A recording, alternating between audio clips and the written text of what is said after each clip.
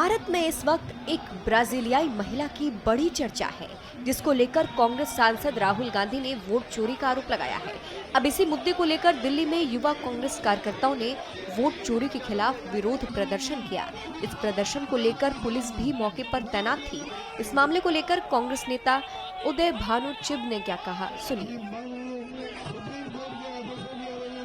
आज यूथ कांग्रेस दिल्ली में प्रोटेस्ट कर रही है और मकसद एक ही है, जिस तरह से राहुल जी ने हाइड्रोजन बम फेंका है, बताया है जो चोरी है बीजेपी की वो तथ्यों के साथ साबित की है और बताया है कि किस तरह से एक ब्राजीलियन मॉडल जो है उसने भी 22 वोट हरियाणा के इलेक्शन में डाल दिए और किस तरह से मिली जुली जो भक्ति है बीजेपी की और इलेक्शन कमीशन की, जो मिलकर देश के लोकतंत्र को खोखला कर रहे हैं।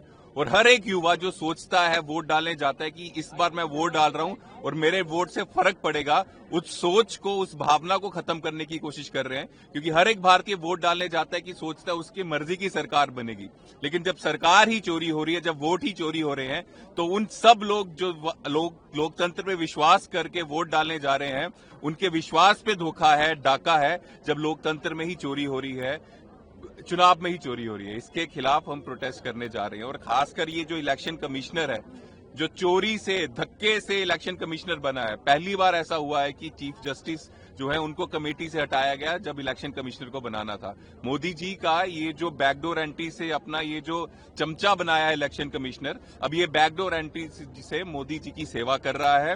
मोदी जी को किस तरह से प्रधानमंत्री बनाए रखे, किस तरह से स्टेटेज जिताए, उसके कारण देश के संविधान को और देश के लोकतंत्र को कमजोर कर रहा है। ये हम बर्दाश्त नहीं करेंगे और देश का कोई भी युवा बर्दाश्त नहीं करेगा।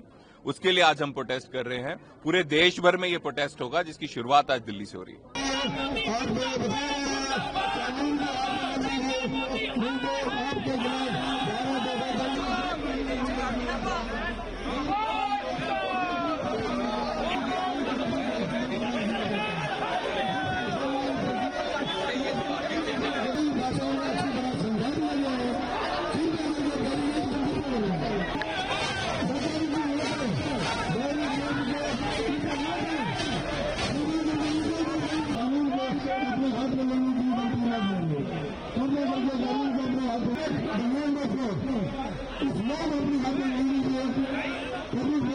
Unlawful activities.